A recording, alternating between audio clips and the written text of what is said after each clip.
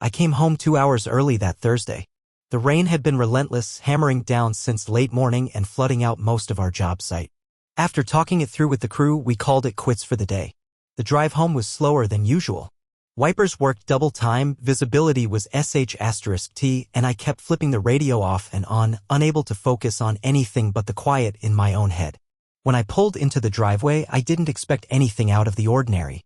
The house looked the same, 2 stories of beige siding and brick, a little crooked mailbox from last winter's ice storm, and Nicole's car parked right where it always was, left side of the garage. But something felt wrong. It's hard to explain.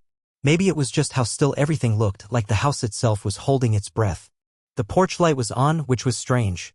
It was barely 5 p.m., not dark yet, and we usually left that light off unless someone was coming over or Nicole was feeling nervous. That was her quirk. She called it setting the mood when guests were expected. It didn't fit with a quiet, rainy Thursday. I stepped inside, shook off my jacket, and paused in the hallway. Silence. No TV. No music. Just the faint hum of the refrigerator and the ticking of the old clock in the hallway. Then a smell hit me. Not the warm, baked good kind of scent Nicole liked to fill the place with. This was different, too sweet, too strong.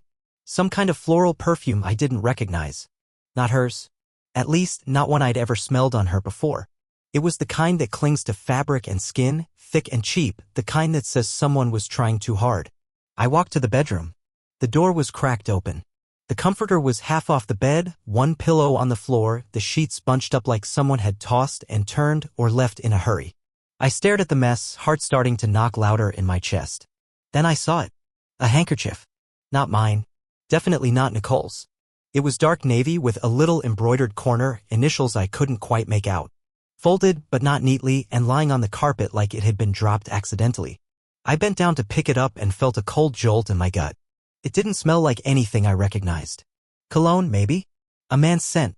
Something about it made my fingers itch to drop it back on the floor. Still gripping the handkerchief, I stepped into the bathroom. I wasn't looking for anything at this point, I was just trying to calm myself, trying to give her the benefit of the doubt. But there it was, sitting in the toothbrush holder, a third toothbrush. Blue and white, travel-sized, obviously not ours. Not even close to the 2 we always kept there. I touched it just to confirm it wasn't a trick of the light. It was wet. Now my stomach felt like it was doing flips. That was new. That didn't belong. And the only explanation that made sense was the one I didn't want to face. Back in the hallway, I heard water running. The shower. Nicole was home. I walked toward the kitchen, trying to keep my steps even. That's when I saw them, the wine glasses. 2 of them sitting on the counter near the sink.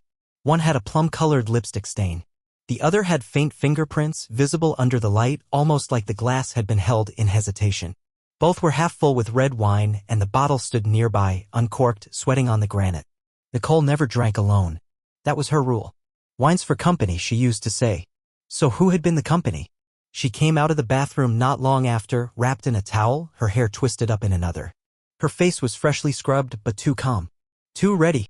She didn't flinch when she saw me. Just smiled. Hey, she said like it was nothing. You're home early. I nodded. Rain shut us down. Oh, she said like that explained everything. You should have texted. I'd have started dinner earlier. She walked to the closet, still wrapped in her towel, moving with the grace of someone in total control of the room. That's when I noticed she wasn't startled. She wasn't fumbling to explain or hide anything. In fact, she didn't seem surprised at all. Then she added too casually, my brother stopped by earlier. He brought a friend. We had some wine, but they just left before your car pulled up. You probably saw their glasses. I didn't answer. I just looked at her. Her brother lived 3 hours away and had never just dropped by. And bringing a friend? When we weren't expecting guests. Without texting me? She caught my expression and offered a more detailed story. He said he had a meeting in the area. Kind of last minute. I didn't think to call because it was all so fast and they weren't staying long. His friend, she's a girl, by the way, was driving. Super chatty, kind of loud. She met my eyes, unflinching, like she was daring me to challenge her. Her delivery was smooth. Polished. Too polished. As if the script had been rehearsed. I looked back at the wine glasses. One with lipstick. One with faint fingerprints. I thought about the handkerchief in my pocket, the toothbrush in the bathroom, the overwhelming perfume that didn't match her usual brand. All the pieces were there, laid out in plain view. But she stood there, towel and all, unfazed, rewriting the story while I was still trying to read the pages. There was no confrontation. I didn't shout, didn't accuse. I just nodded slowly like I believed her. Like I was willing to pretend along with her for now. Maybe I needed more proof. Maybe I was still hoping it was all a misunderstanding. But deep down I already knew. She had left a trail. Too many things out of place. Too many signs pointing in the same direction. The house wasn't just quiet. It was hiding something. And now so was she. Nicole turned away to dress, her tone casual. We should open the pasta I bought last week. You feel like eating? I didn't respond. I just stared at the wine glasses, still catching the last light of day, still holding their secrets like they belonged in a stranger's home. Something had happened in her house. And the truth, whatever it was already smothered beneath a perfectly delivered lie. That night, I didn't sleep. Nicole lay beside me, breathing slow and steady, like someone who'd just run a marathon and now rested in peace. Meanwhile, I stared at the ceiling fan, following its slow, hypnotic rotation, every click echoing like a ticking clock in my skull. I wasn't angry yet, not the kind of rage that explodes and burns everything in sight. What I felt was worse, the low, dull hum of doubt that creeps in and eats everything from the inside out. I kept replaying the scene from earlier, the perfume, the wine glasses, the toothbrush, the damn handkerchief. Her story made no sense. Her brother? He hadn't visited in over a year. The female friend detail had been too calculated, dropped just in time to cover the lipstick. I'd noticed how Nicole said it like a magician revealing her last card, Tada. Explained. Now drop it. But I couldn't drop it. My mind started reaching backward, pulling moments I'd filed away under strange, but probably nothing. And now each one played back in a different light. Like the time about 4 months ago when she said she joined a new spa. Claimed they did miracle massages and she needed the self-care after work stress. At first, I supported it. Hell, I even joked about how spoiled she was getting. But then it became weekly. Sometimes twice. Always on Saturdays. Always a vague story afterward, just relaxed, can't even describe it, you should go sometime. But whenever I suggested joining her, she'd get quiet. Defensive. Then there was the perfume. A second bottle tucked into the side pocket of her car door. Not her usual scent, this one was sharper, more playful. When I asked about it, she said she got it as a gift and didn't really like it. But it was almost empty, like it had been used daily. She never wore it around me. Or her phone. That was a slow burn. One day it was just always upside down. Then she turned off the notification sounds. Then came the passcode change. I noticed it during a road trip. We were using GPS on her phone and she wouldn't hand it to me when we got lost. Said she'd do it herself. I remember brushing it off. Trust, right? I trusted her. But trust doesn't leave wine glasses out with someone else's lipstick. I remembered how she used to tell me everything. Every boring detail of her day, every dumb work story. And then, little by little, her stories got shorter. More polished. Too perfect, like they were rehearsed. Not just edited for time, edited for content. And how could I forget that day she came home from a doctor's appointment looking like she'd been to a photo shoot. Her hair was curled, makeup perfect, lipstick fresh, and she was wearing that teal dress she said was too much for errands. I remember asking if everything went okay at the doctor's and she replied, routine stuff, before heading straight to the shower. At the time, I chalked it up to her needing a pick-me-up. Maybe she just wanted to feel good. Maybe I was the one being paranoid. But now that memory sat differently. One night, not long ago, I hugged her after she came home late from grabbing drinks with coworkers. She smelled like cologne. Not mine. Not hers. Someone else's. I asked who was there and she named a few people I didn't know. I didn't press. I wanted to trust her. And maybe that was the real problem. I'd trusted too much. I'd ignored every crack in the paint because I wanted the wall to hold. I turned my head that night to look at her, asleep beside me. Her breathing was soft, her body curled slightly toward me like nothing in the world had changed. But everything had. I was seeing her through a different lens now. Not the loving, loyal woman I married, but a stranger who lived inside her skin. I wondered how many times she had lied to me while looking me right in the eye. How many text messages had she deleted before walking through our front door with a kiss? How many fake appointments and girls' nights were just cover stories? She stirred in her sleep and mumbled something I couldn't understand. I froze, heart racing. But she didn't wake. She turned away from me and pulled the blanket up to her shoulder. I lay there until sunrise, not moving, not speaking. Just staring. The next morning, she acted like nothing was wrong. She made coffee, asked about my schedule, and smiled the same way she always did. But now every smile felt hollow, like a mask. She wore a new scarf I hadn't seen before. Light gray with tiny silver threads. I asked if it was new. She laughed. This? I've had this forever. You just never notice. That wasn't true. I notice everything. I always have. She left for work after kissing me on the cheek. I didn't kiss back. She didn't seem to care. I sat alone at the table for a while, staring into my coffee, heart beating faster than it should have. I wanted to confront her. Wanted to ask her outright what was going on. But part of me was still hoping I was wrong. Still praying I was misreading the signs. Because once I asked the question, there'd be no going back. So instead, I started writing things down. Notes. Dates. The day she said she had that emergency work trip that got extended May 18th. The spa visit that ran until 11 p.m. June 10th. The teal dress doctor's appointment August 3rd. I opened my laptop and pulled up our shared calendar. Most of her events were vague. Meeting. Errands. Self-care. A few didn't match her texts from those days. Little inconsistencies. Alone, they meant nothing. Together, they told a different story. That night, I couldn't sleep again. I lay awake, watching the clock shift from 2 to 3 o'clock to 3:17 to 4:02. Nicole rolled over once and reached for me, but I pretended to be asleep. She pulled her hand back. That's when I decided. I needed the truth. Not the polished, convenient version she gave me. The real one. If I was going to lose my marriage, I wanted to know exactly what I was losing it to. Saturday arrived gray and quiet. Nicole had woken early, already dressed in yoga gear when I wandered into the kitchen. She was by the sink, tying her hair into a ponytail, sipping from a stainless steel water bottle like she hadn't just wrecked my sleep all week. Yoga and then a girls' night, she said casually. I might crash at Monica's if we stay out late. I nodded like I believed her. Have fun. She leaned in and kissed my cheek, still smiling. The same rehearsed kind of smile I was starting to resent. I watched her leave, noting every detail, the tidy gym bag, the careful makeup, the slight trace of perfume that didn't belong to just yoga. As soon as the door clicked shut, I moved. I grabbed the tablet she left charging by the couch. We had bought it together mostly for reading or watching shows while traveling, but like many couples, we'd linked it to our shared cloud account without much thought.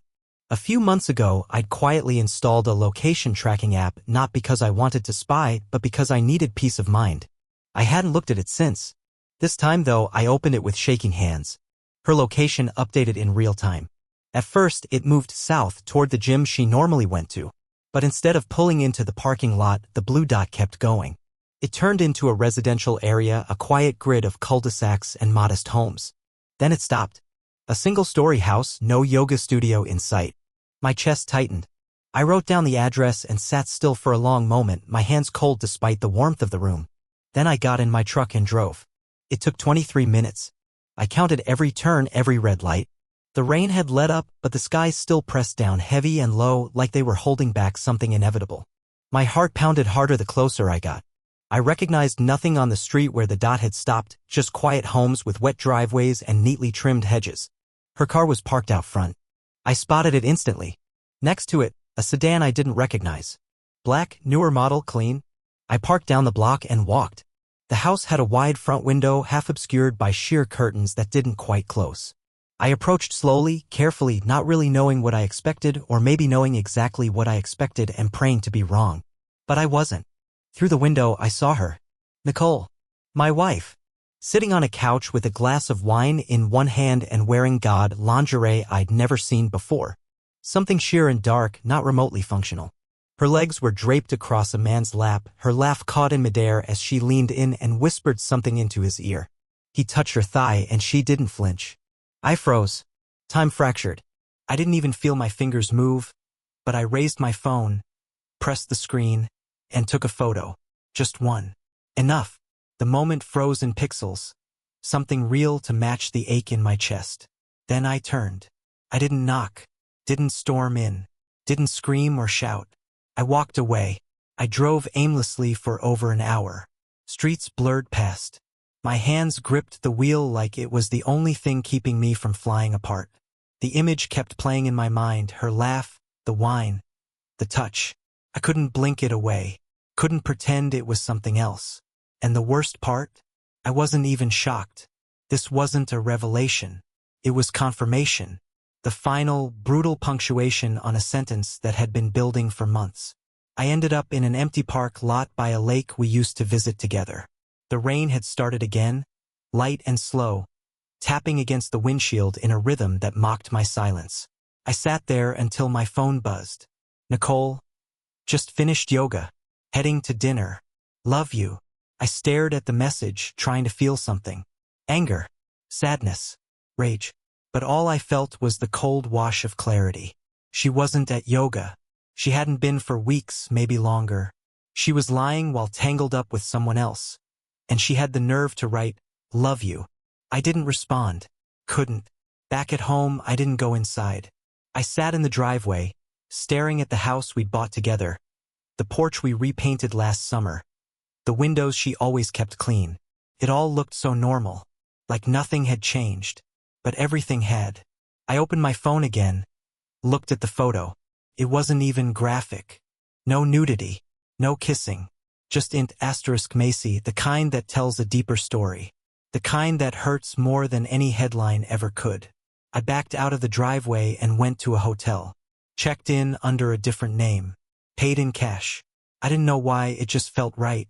Like I needed to disappear, even if only for a night. In the room, I sat on the edge of the bed and finally allowed myself to break. Not loudly. No sobs or shouting. Just a quiet unraveling. Like the thread holding me together had finally come loose, and all that was left was someone I barely recognized. I tried to sleep, but every time I closed my eyes, I saw her, laughing, leaning in, that man's hand on her skin. The woman in that room wasn't mine. Maybe she hadn't been for a long time. Maybe I was just too stubborn or too hopeful to see it. At 2 a.m., I started typing. Plan. A way out. I wasn't thinking about revenge or drama. I was thinking about survival. About finding air again in a world that suddenly felt like it was underwater. I knew one thing for certain. I wasn't going back to that house. Not tomorrow. Not ever. Because whatever life Nicole had built while pretending we still had one, it didn't include me. And I wasn't going to beg for a place in it. The next 3 days moved like fog, slow, heavy, quiet. I didn't go home. I didn't tell her where I was. I didn't answer her calls or respond to her texts, which escalated from, "Hey, where are you?" to "Are you okay?" to "You're really freaking me out right now." I stayed at a hotel across town, the kind of place business travelers pass through and no one asks questions. Room service trays came and went. I didn't sleep much, didn't eat much either, but I was clear, laser sharp. Whatever pieces of me had cracked Saturday, they'd hardened into resolve. Monday morning, I called a lawyer. His name was Spencer, an older guy with a steady voice and a sharp tone. He didn't waste time asking why. I think he knew from the hollow edge in my voice. I sent him the photo. I didn't want to, but I did. "That'll do," he said flatly. "We can work with that." He explained what I needed to do. We talked strategy, logistics, timing. I asked how long it would take. "Depends on how cooperative she is," he said. "But if she contests, we'll still have the leverage. Infidelity tips the scale." That afternoon, I made the next move. I went online and opened a private bank account in my name only. Then I started moving funds, carefully. Not to drain everything, just to isolate what I'd contributed. I wasn't trying to punish her. I was trying to protect myself. I froze the joint credit cards. Shut off her access to our savings account. Canceled automatic bill payments tied to both our names. I deleted my calendar entries. Changed every password. Set up alerts on every device. Took my name off shared subscriptions. Disconnected from the smart home system. She wouldn't even notice until it all stopped responding. Then I called a real estate agent. Told him I wanted to sell the house. Fast and quiet, I said. Discreet. No signs out front. He asked if my wife would be co-signing. I paused. "She'll be served papers soon. Let's get everything ready." I visited the house on Tuesday, when I knew she'd be at work. I packed what mattered: clothes, keepsakes, paperwork, photos of my parents, my grandfather's watch, the record player I loved. The rest could stay. I moved it into a storage unit across town. Rented a one-bedroom apartment near my job. Sparse but clean. Empty but safe. Felt like breathing fresh air for the first time in weeks. Every night, Nicole texted.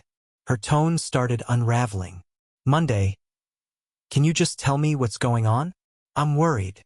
Tuesday, "Mark, seriously, I'm done playing this game. Call me. Wednesday. Is this because of Saturday? Because I didn't come home?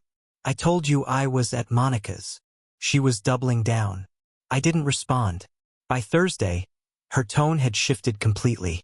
Thursday, 11:16 a.m. Are you having a breakdown? Because this is insane. You're acting paranoid and I don't deserve this. Thursday, 8:32 p.m. I'm calling your parents if you don't answer. I stared at the screen, a hollow ache in my chest.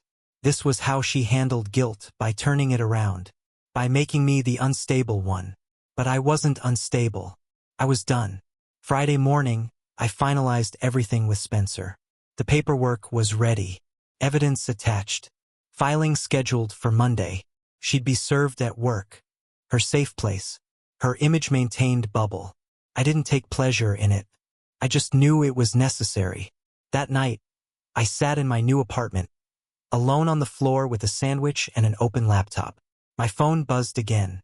Nicole, do you even care that it's our anniversary tomorrow? I stared at that message for a long time. Our wedding anniversary. June 15th. She had spent it on another man's lap in lingerie, laughing like the world hadn't ended. She didn't know I'd seen it. Didn't know I had the photo. Didn't know she'd already lost. I powered off the phone and tossed it across the couch. I couldn't hear from her anymore. Not tonight. Not on the night she reminded me what we used to celebrate. That same night last year I'd cooked for her, made her favorite dinner, opened a bottle of that overpriced wine she liked. We danced barefoot in the kitchen, laughed over dumb inside jokes, slept wrapped up in each other like we actually mattered.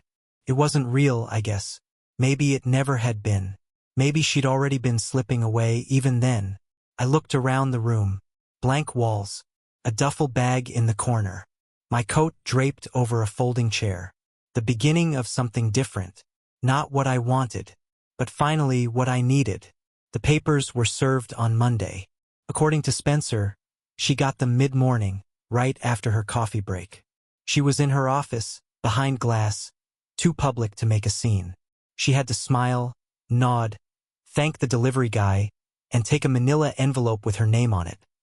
One that would turn her day inside out.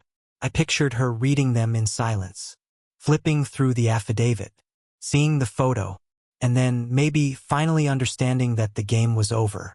The silence after that was eerie. No calls, no texts, no knocks on my door. Until Wednesday. I was leaving work late, just after 7, when I saw her waiting near my truck in the parking lot. She leaned against the driver's side door like she belonged there. Same black coat, same long curls, same everything, but different. She looked smaller, less certain, and that scared me more than anything. "Can we talk?" she asked as I approached. I didn't answer. "Please, Mark, just 5 minutes. You owe me that." I stared at her. "I don't owe you anything." She flinched. "Okay, fair. I get it. But I need you to hear me out." I didn't move, just stood there, silent. She took a breath. It wasn't supposed to be anything. Him. That night. It wasn't supposed to go as far as it did. I was lonely, and you... She paused, searching.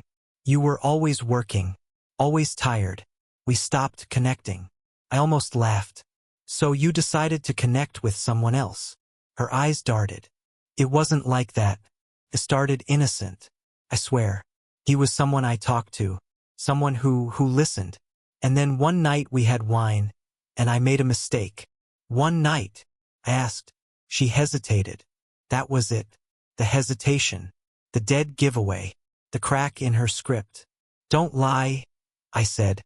"I know it wasn't just one night. I have everything." She paled. "What do you mean, everything?" "Messages, dates, locations, the truth." Nicole's voice cracked, suddenly sharper. "You've been spying on me?" "I gave you every chance to come clean," I said. "You chose lies." She dropped the facade fast. "You think you're going to walk away from this clean? With all the money, the house? What? Because you've got one photo of me drinking wine in lingerie. There's more than one." Her jaw clenched. "You think this makes you the hero?" "No," I said. It just makes me done. That's when the switch flipped. Her face hardened. I'll ruin you, she whispered. I swear to God, if you keep pushing this, I'll make sure everyone sees you as the unhinged one. I'll say you were abusive, controlling. I'll say you threatened me.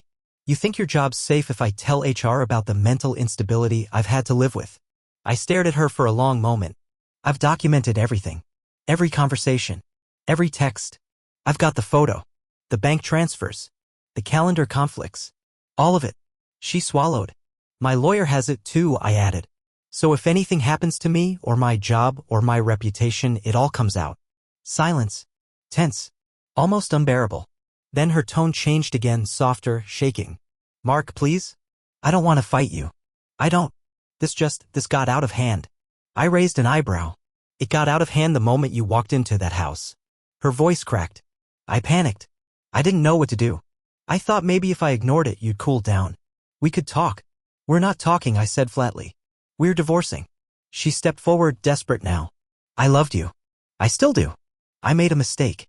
Please don't throw everything away over one betrayal? I cut in. No. This wasn't one thing. It was 6 months of lying. Of coming home with someone else's scent on you. Of calling me paranoid while you sneaked off with a stranger. Of telling me you were with Monica while I watched you sit in a stranger's lap. Tears welled up in her eyes, but I didn't trust them anymore. They were tools, not truths. I'm sorry, she whispered. I didn't mean for it to hurt you like this. It's not about hurt anymore, I said. It's about distance. Boundaries. Survival. Then let's go to counseling. Just once. Please. If it doesn't work, I'll sign anything. I shook my head. Too late for counseling. Too late for anything. She blinked rapidly, tears finally falling. I stepped past her and unlocked my truck. She turned as I opened the door. So that's it? You're really just going to walk away? I looked back at her one last time. You walked away first. I'm just not chasing anymore. I got in and drove off. That night, she texted again. Nicole, please just give me one more chance. We were happy once. We can be again. I didn't answer. 2 days later, her tone flipped again. Nicole, fine. Then I'll see you in court. And don't think I'm going down without a fight. Spencer was ready. We'd expected this. We filed for immediate protective orders, emotional harassment, digital threats. We submitted every **T. Every message. Her threats, her manipulations, her pleas. Nicole didn't know yet, but her behavior wasn't helping her case. In fact, she was digging the hole deeper. By the following week, she showed up at my office. The receptionist buzzed me nervously. Mark? Your wife is here. Ex-wife, I corrected. Tell her I'm unavailable. 10 minutes later, she was escorted out by security. She screamed something about injustice, lies, and betrayal. It echoed down the hallway like a bad scene from a movie. My coworkers stared. I didn't care. I sat back at my desk and reopened the project I'd been working on. The noise would fade. The truth wouldn't. Spencer called that afternoon. We got the injunction, he said. She's blocked from contacting you directly. Everything has to go through us now. Good. You're handling this better than most, he said. I didn't feel like I was handling anything. I just wasn't falling apart. Not anymore. Nicole had done enough damage. She'd swung every **P***, and she had guilt, shame, charm, threats. But I'd built walls now. Walls she couldn't climb. She wanted chaos. I gave her silence. And nothing I'd learned unnerved her more than being denied the stage. Court didn't take long. Nicole tried everything. First came the sad eyes and soft voice, dressed like someone going to a funeral, not a divorce hearing. She spoke about feeling unseen, about trying to reconnect with herself, about how communication broke down. Her lawyer added dramatic pauses, tried to make her sound misunderstood instead of unfaithful. But facts don't flinch. We had the timeline. The photographs. The messages. The bank withdrawals. The weekend trips that weren't with friends. The fake appointments and the emergencies that happened to coincide with private Airbnb rentals. Her face tightened as evidence came out. Each file felt like another nail sealing the reality she didn't want to face. She cried on the stand. Said she never meant to hurt me. Said she loved me. But the judge looked unmoved. Love is action, he said. Not just words. The ruling came down 2 weeks later. No alimony, no shared assets beyond what we each individually brought in. The house was mine. She got her car, her clothes, and a list of things we agreed she could collect under supervision. I didn't attend the final signing. Spencer went in my place. At that exact moment, I was boarding a plane to Arizona. Her last letter was waiting in my inbox when I landed. I didn't open it. I moved it to a folder labeled Done and never looked back. In Arizona, I rented a small house near a lake. It was quiet. I started working freelance for a boutique design firm. I biked at dawn, cooked my own meals, read at night with the windows open. The silence, at first, felt enormous. Like walking into a cathedral with no choir. But eventually, it stopped echoing. It became peace. I didn't talk about Nicole. No one here knew her. No one knew me as half of a couple unraveling. I was just Jared, the new guy who brought his own coffee mug to meetings and didn't say much. One evening while unpacking the last of my boxes, I found her old notebook. It had been tucked between two books I rarely touched. I almost dropped it. The familiar green leather cover, the thin ribbon she used as a bookmark, it punched through me like ice. I opened it. Inside were names, dates, addresses, hotel rooms, spa weekends. Some entries matched the ones I'd discovered before. Others were new. More than I'd ever known. I didn't read it all. I didn't need to. I burned it that night in the fire pit behind the house. That life no longer belonged to me. Sometimes in the early mornings I still feel the sting. A ghost memory, like a hand brushing your back that isn't there. But I don't flinch anymore. I breathe. I move forward. I'm alone. But not lonely. Not anymore.